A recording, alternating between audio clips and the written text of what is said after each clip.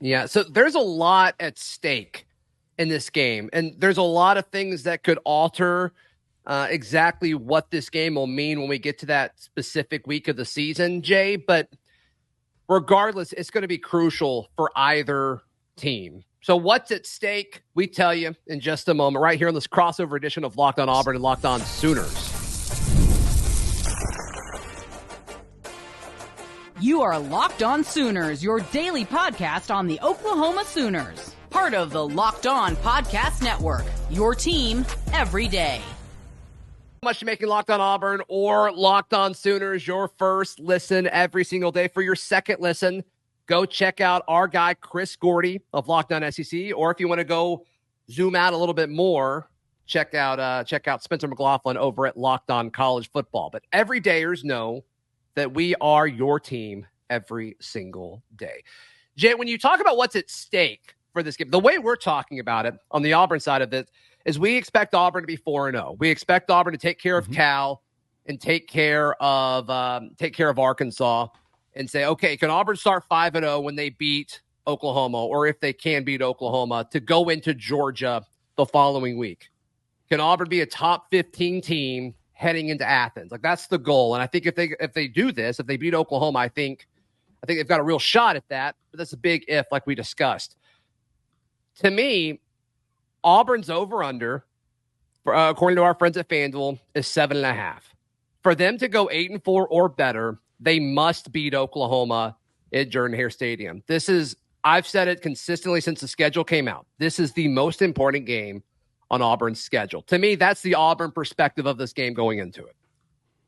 And I respect that because it makes sense, as you say, as you calculate out the games. And the one question I ask when it comes to playing Oklahoma, yes, it's critical that you got to win this game, but you have Georgia literally the following week. The difference between us and you all is we get a bye week before we see our rival, and we always prepare during the bye week for the rival. We don't think about Texas up until we get to that bye week because we understand the implications of that and how every game around it typically affects it. And so for us, we get that break we really, really need to go play a physical game that we're guaranteed to play, especially after playing a big physical game with you all. So for me, the question I've been wondering with Auburn is, how is that Georgia game 1 week away and traveling there? How does that truly going to affect the mindset in preparation for Oklahoma? Because looking ahead does happen. Teams do that on accident, especially coming off the high of a 4-0 start. Would that actually...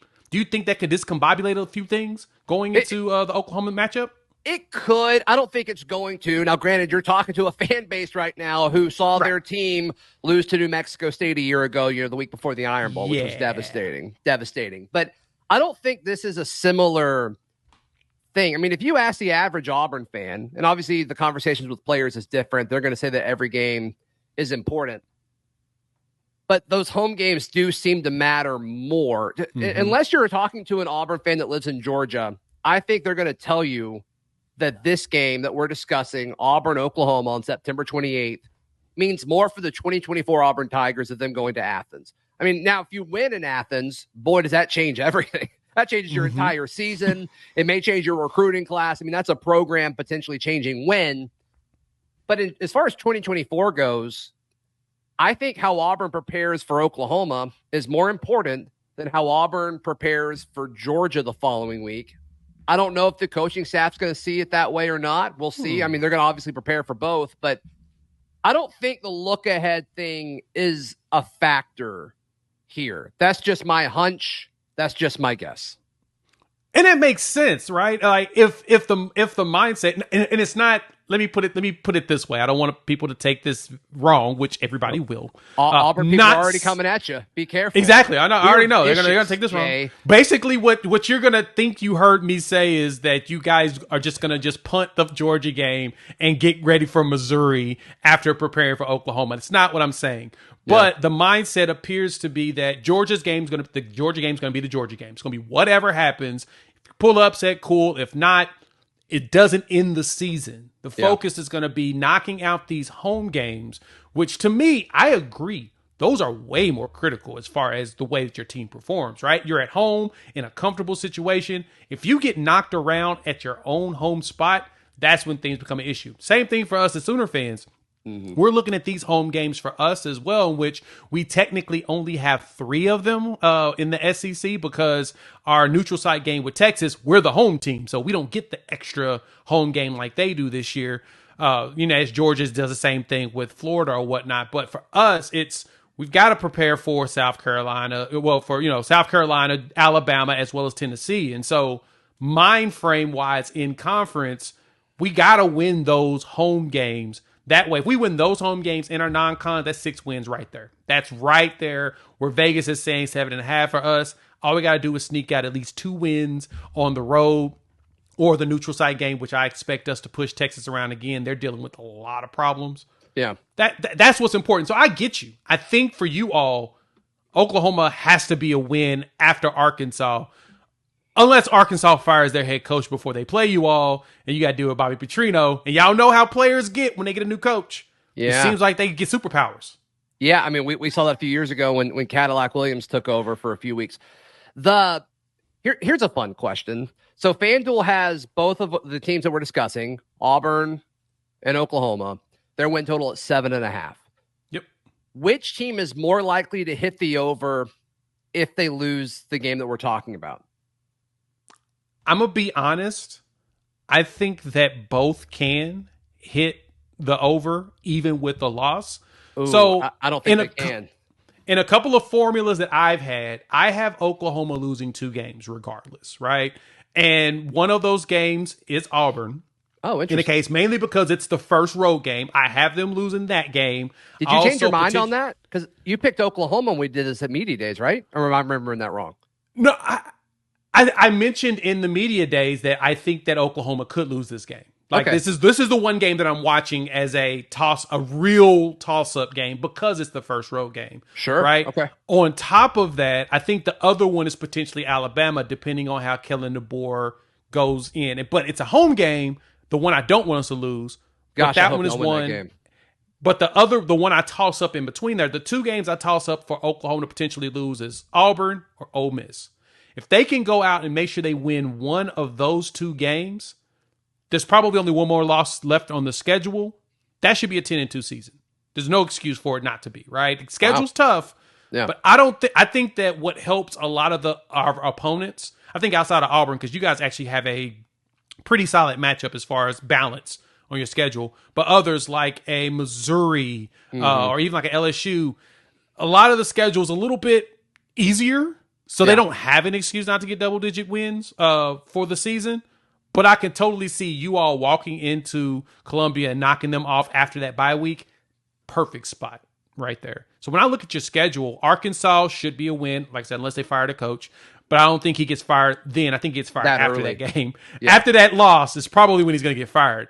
Georgia's going to be a challenge. There's like a bye week for Arkansas, like 2 weeks after, I think. And so I think they may wait until a little bit later. But yeah, we'll see. Perfect way to install your new quote-unquote offense with the offensive coordinator you hired that basically was your old head coach that you fired because he was doing anyway. That's right. Love that game. But the Missouri and Kentucky back-to-back ones for you all, I don't think Missouri is going to be as much of a challenge because they've lost a lot as far as staffing. They've got a lot of things to really get integrated. And it's People aren't early talking enough. about that, man. People aren't talking about all the stuff Missouri lost. Right. And it's early enough for you all, too, to be able to take advantage of that, right? I'd say if it was November, I'd say they probably should have things lined up and it should be a better game. That Kentucky game, though, they're physical all the time. I don't know how Mark Stoops does it. They're physical. It's a painful game. They're physical against teams that stink, and I don't think Auburn's going to stink this year. I've seen them physical against Georgia. Sure. But not win. But not win. I don't know. I'm not a believer in Kentucky, but that has been a game where the more folks I talk to outside of Auburn, they say that one is one to watch. So maybe I should start listening. I'll give you this. More. This is the one thing about why I say Kentucky's considerable. Yeah. Every 3 years, Mark Stoops gets a 10-win season. This is the 3rd year now that he's basically on track. If he keeps his cycle going, he doesn't play an SEC East schedule anymore, Jay. He doesn't That's play fair. an SEC East schedule. He can't feast on Vanderbilt and South Carolina and a down Florida and a down Tennessee anymore. That's gone. Oh, that's true. I mean, their tough ones are what? Texas, Tennessee, Auburn, Florida, and Ole Miss and Georgia. Well, actually, they play everybody, so they got a gauntlet. We'll see. Yeah, I mean they've got a real SEC schedule now. I just don't think they adjust. We'll see. All right, so who wins between Auburn and Oklahoma? We'll tell you. We all agree that it's a toss-up, but we'll tell you who wins in just a moment. Right here on this crossover edition of Locked On Auburn and Locked On Sooners.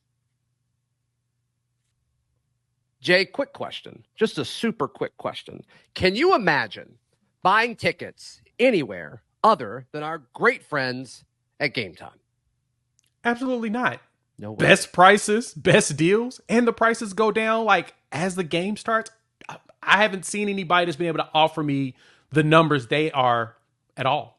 No question about it. And I love that when you pull up Game Time, the price you see is actually the price you pay. I mean, how many times have you gone somewhere else and you saw, oh, this ticket's $20, and you click on it, and then by the time you get to checkout, you're spending $86 for this $20 seat. Game Time, what you see is what you pay. I love the honesty and the upfrontness of it. And then also, when you click on it, you get to see the view from your seat, which I think is a really cool feature as well.